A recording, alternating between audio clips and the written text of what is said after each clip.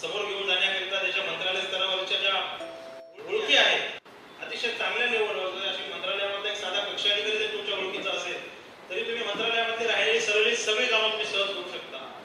कक्ष अधिकारीच नव्हे हो, अवर सचिव असेल, उपसचिव असेल, सहसचिव असेल, सेक्रेटरी असेल, अशा अनेक लोकांसोबत त्यांचे अतिशय मैत्रीपूर्ण संबंध आहेत. त्यामध्ये हरिभाऊ राठोड साहेबांचा सुद्धा सिंहाचा वाटा आहे. अनेक वर्ष त्यांनी त्यांच्या सानिध्यामध्ये त्या लेकराला वाढवलंय. अनेक ठिकाणी त्यांनी स्वतः त्यांना ओळखी करून दिलेल्या आहेत. अनेक ठिकाणी त्यांनी स्वतः रेकमेंड केलेला आहे. अशा महान धुरंधर कार्यकर्ते असे प्रत्येक तालुका जिल्हा स्तरावर निर्मित होणं गरजेचं आहे. मित्रांनो, होतंय काय की आपल्या बंजारा समाजामध्ये लेकरू जन्माला आला तर त्याच्या अगोदर त्याला राजकारणामध्ये जाण्यापासून रोखलं जातं. परंतु खरी गंमत अशी आहे की राजकारणाशिवाय तुमचं पान हलू शकत नाही. तुमच्या नोकरीपासून, तुमच्या राजकारणापासून, तुमच्या शिक्षणापासून, तुमच्या खाण्या पिण्या उठण्या बसण्यापर्यंतच्या सर्व कायद्याची तरतुदी विधिमंडळामध्ये केली जाते आणि विधिमंडळ हे फक्त राजकीय लोक चालवतात. अशा राजकारणापासून आपण आपल्या लेकरांना दूर नाही ठेवलं पाहिजे. किमान आपल्या घरातला, किमान आपल्या पिढीतला एक माणूस तरी राजकारणामध्ये मोठा करण्यासाठी आपण सर्वांनी पुढाकार घेणं गरजेचं आहे. मला असं वाटतं. माफ करा, मी तुमचा सर्वांचा वेळ ह्याकरिता घेतोय की आपले जे महत्वाचे व्यक्तिमत्व आहेत त्यांना वेळाकरिताचा वेळ लागतोय. त्यामुळे मी थोडा तुमचा 5-10 मिनिटाचा वेळ घेतो आहे. मी काही तर भाषण करण्यासाठी उभा राहिलेलं नाही.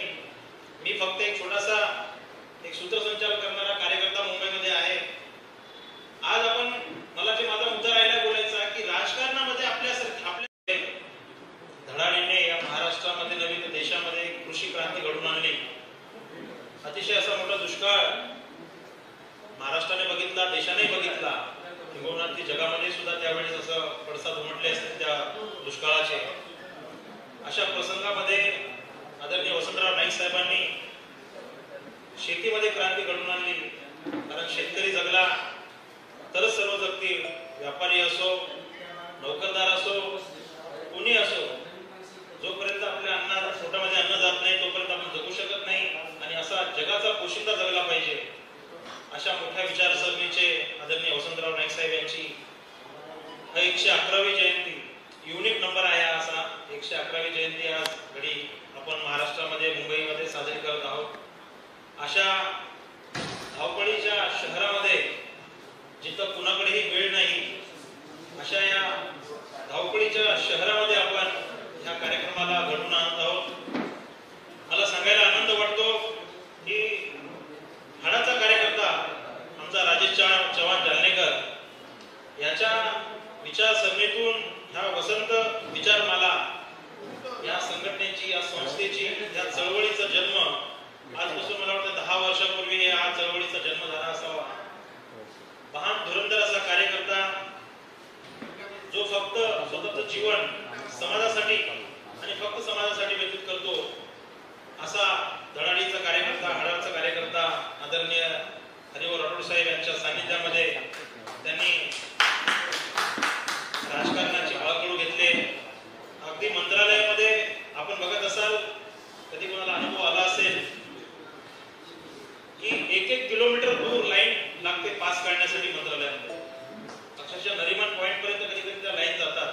नरिमन पॉइंटच्या समुद्रापर्यंत त्या लाईन जातात. इतका लांबचा प्रवास लोक अक्षरशः गडचिरोली, गोंदिया, सांगली, सातारा, कोल्हापूर, सोलापूर या ठिकाणाहून येऊन या मंत्रालयामध्ये पास काढण्यासाठी 2 वाजता पास सुरू होते, 3, 3:30, 4 वाजता लोकांना आतमध्ये जाण्यासाठी. अशा या मंत्रालयाच्या ठिकाणी राजेश चव्हाण जालनेकर सारखा एक कार्यकर्ता बंजारा समाजच नव्हे अनेक समाजामध्ये त्यांना मानणारा वर्ग आहे. कुठल्याही जाती धर्माचा व्यक्ती मंत्रालयात जर आला तर त्याला मदत मिळणार म्हणजे मिळणार असा आमचा राजेश चव्हाण जालनेकर याच्यासाठी खरोखर सर्वांनी टाळ्या वाजवल्या पाहिजे. तो त्या दर्जाचा व्यक्ती आहे ज्याने आयुष्याचे अनेक वर्ष समाजासाठी अर्पण केलेत आणि तो पुढचं सुद्धा जीवनकाळ त्याचा समाजासाठी अर्पण होणार आहे. तुम्ही माझ्यापेक्षा तुम्हा सर्वांना जास्त जाणीव असावी कदाचित. आज आपण ज्या कार्यक्रमामध्ये उपस्थित आहात, या कार्यक्रम घेण्यामागचा राजेश चव्हाण याचा कुठलाही आर्थिक हेतू नाहीये, ना कुठला राजकीय हेतू आहे, ना त्याला कुठलं स्वतःचं काही भलं करून घ्यायचं आहे. तो सक्षम आहे स्वतःचं जीवन समोर घेऊन जाण्याकरिता. त्याच्या मंत्रालय स्तरावरच्या ज्या ओळखी आहेत अतिशय चांगल्या लेवलवर, अशी मंत्रालयामध्ये एक साधा कक्ष अधिकारी जर तुमच्या ओळखीचा असेल तरी तुम्ही मंत्रालयामध्ये राहिलेली सगळी कामं तुम्ही सहज करू शकता. कक्ष अधिकारीच नव्हे हो, अवर सचिव असेल, उपसचिव असेल, सहसचिव असेल, सेक्रेटरी असेल, अशा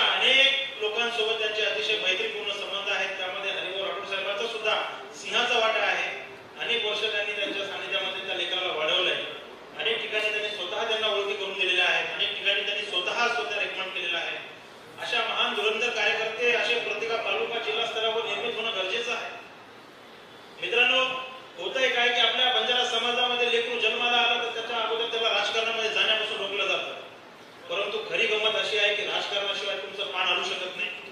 तुमच्या नोकरीपासून, तुमच्या राजकारणापासून, तुमच्या शिक्षणापासून, तुमच्या खाण्या पिण्या उठण्या बसण्यापर्यंतच्या सर्व कायद्याची तरतुदी विधिमंडळामध्ये केली जाते आणि विधिमंडळ हे फक्त राजकीय लोक चालवतात. अशा राजकारणापासून आपण आपल्या लेकरांना दूर नाही ठेवलं पाहिजे. किमान आपल्या घरातला, किमान आपल्या पिढीतला एक माणूस तरी राजकारणामध्ये मोठा करण्यासाठी आपण सर्वांनी पुढाकार घेणं गरजेचं आहे, मला असं वाटतं.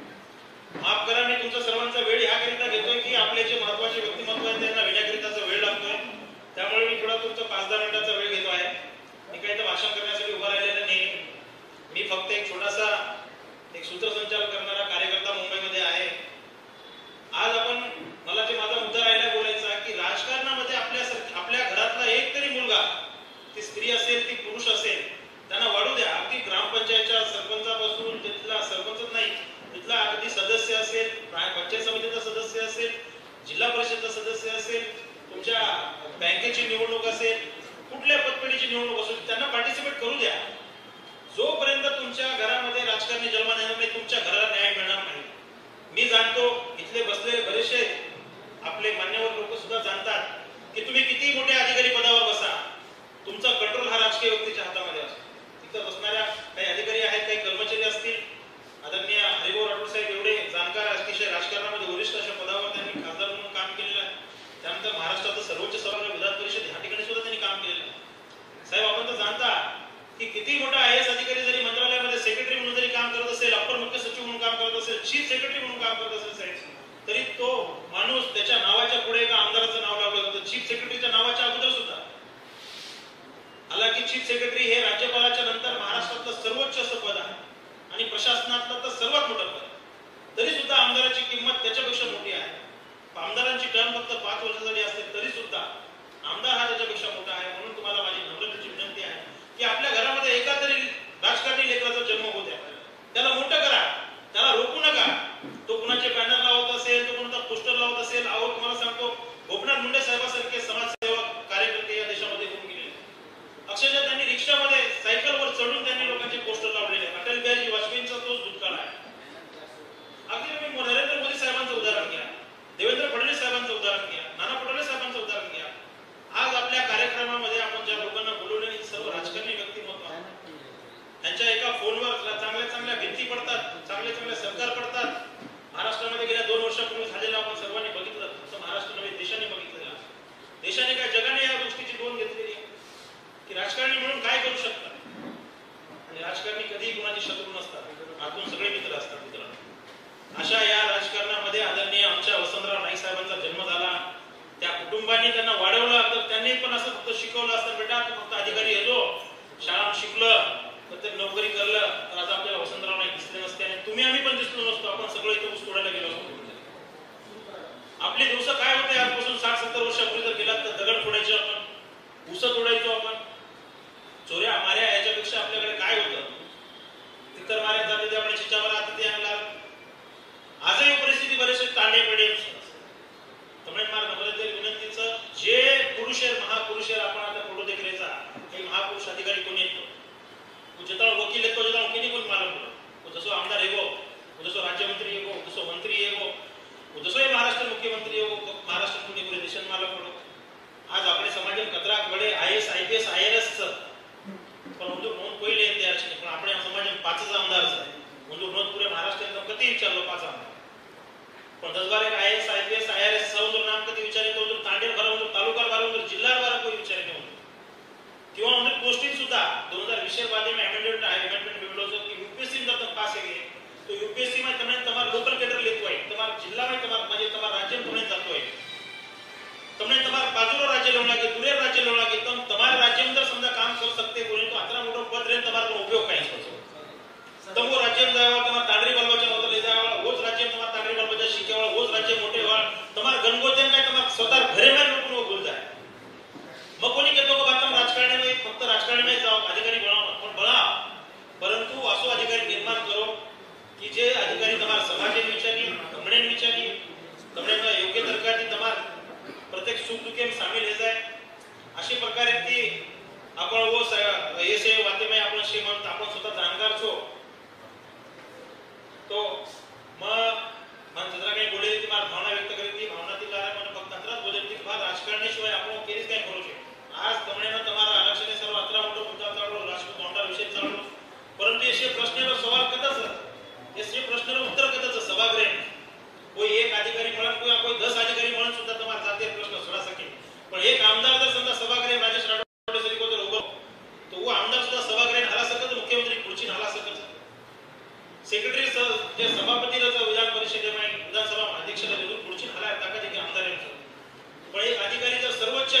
चीफ सेक्रेटरी हो महाराष्ट्र उत्तरी वो अधिकारी सभापति मुंड्या किंवा विधानसभा अध्यक्ष मुंड्या जाता उभर सके बोल सके रिप्लाय कर सके तो जे ताकद राजकारणानुसार ताकद जगे किरीम छनी